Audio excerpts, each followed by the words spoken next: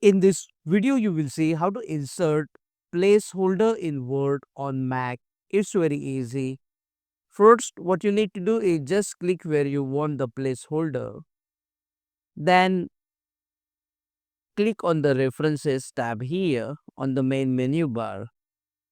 Under the References, you will see the option of Insert Citation.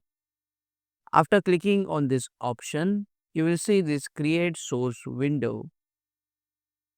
You can enter all the details if you want to here, and then here is the placeholder name, and then click on OK, and the placeholder will be inserted in the document. Now you can click on the placeholder, right click, and can edit the citation if there are, and you can also use the edit source option to edit the information, and make sure you always click on the update field after making the changes. Click on that like button, comment below, and let me know if this video solved your problem. And don't forget to check out these useful videos if you want to learn Word on Mac quickly. See you again in the next one.